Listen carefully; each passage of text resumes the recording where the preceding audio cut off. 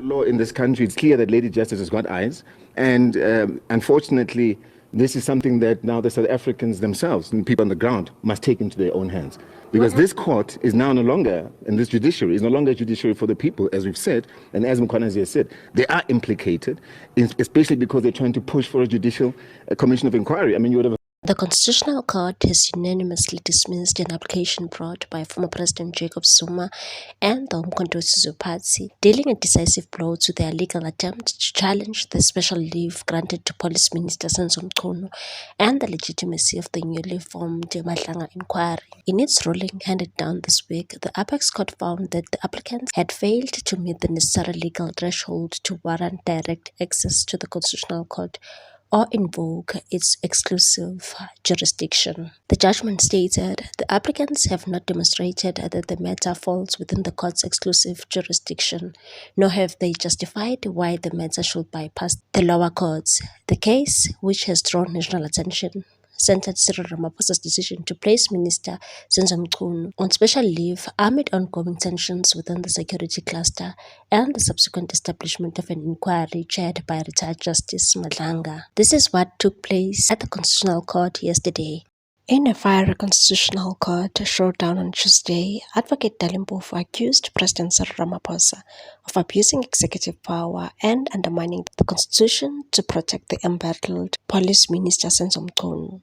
The dramatic hearing held in Johannesburg was sparked by the explosive allegations made by the KwaZulu-Natal Police Commissioner, Lieutenant General Ndlela Mkhwanazi, who claimed criminal syndicates had infiltrated South Africa's justice system, with Mchunu at the center of it. Mkhwanazi's allegations, made during a surprise press briefing on 6 July, sent shockwaves through the country. He accused law enforcement, prosecutorial bodies, intelligence services, and even the judiciary of being compromised. He said Mchunu interfered with investigations, colluded with alleged criminals like Brown Mokhotsi, and disbanded a key task team probing political killings in KwaZulu-Natal. In response, President Cyril Ramaphosa, speaking from the Union Buildings on 13 July, placed Mchunu on immediate leave and appointed Professor Feroz Kachela as acting Minister of Police.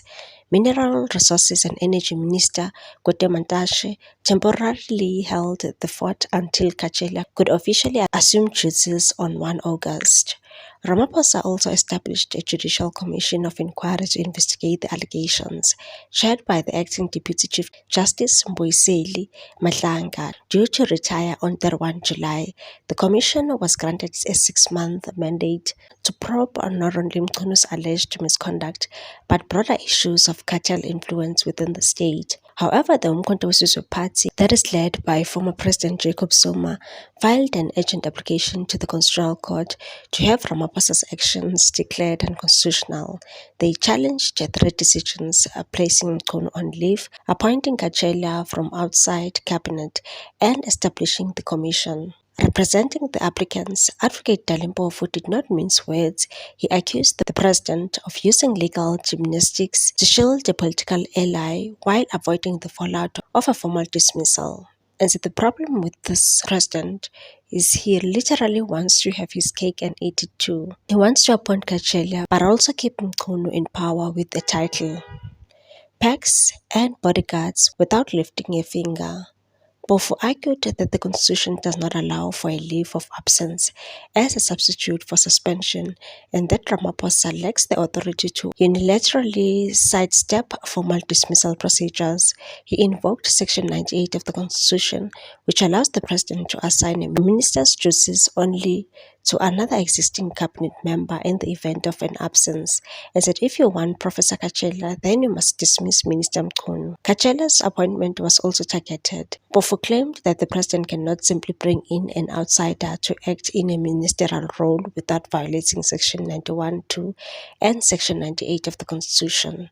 He said the president must choose either act within the bounds of the Constitution or face legal consequences. Lawyers for Ramaphosa and Mchunu defended the legality of the president's decisions. Advocate Ngwako Minej for Ramaphosa argued that placing Mchunu on leave was both lawful and necessary to preserve the integrity of law enforcement, while serious but untested allegations were investigated, and said this is not a suspension, it is a temporary measure to allow for proper inquiry, citing Section 91.2, which empowers the President to appoint, assign, and dismiss ministers, and suggested that special leave is an implied power that supports rational governance. The defense further clarified that Coachella would be appointed under Section 91(3)(c), which allows up to 2 non-MPs to serve in cabinet. Once formally appointed, his functions could be constitutionally assigned.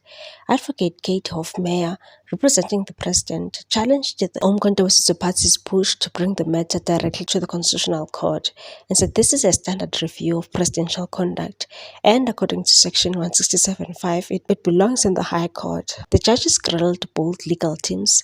Justice Owen Rogers questioned whether the president could use implied powers to place ministers on leave, even for medical reasons.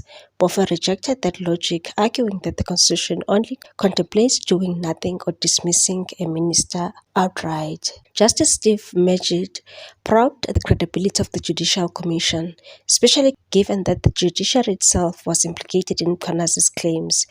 Both considered this could be problematic, suggesting that judicial officers involved be rescued to preserve impartiality.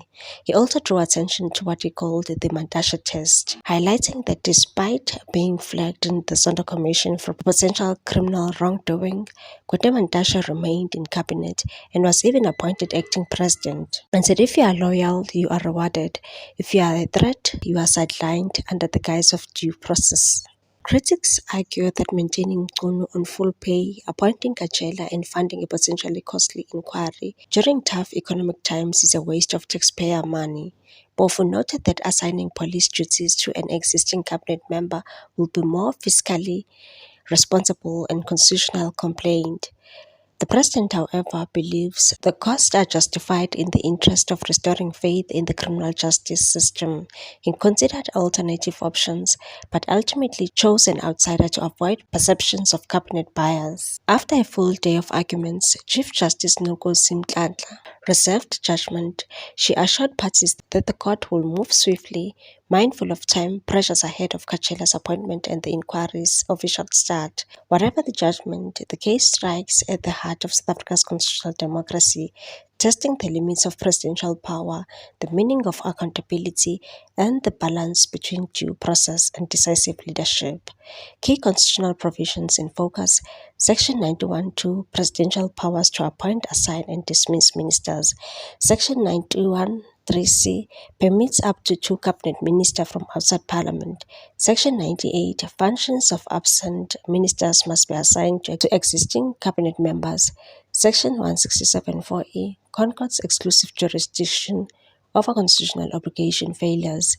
This ruling is expected to set critical precedents that will echo far beyond the fate of Senzo Mchunu or Professor Coachella, touching every future cabinet decision in times of political crisis.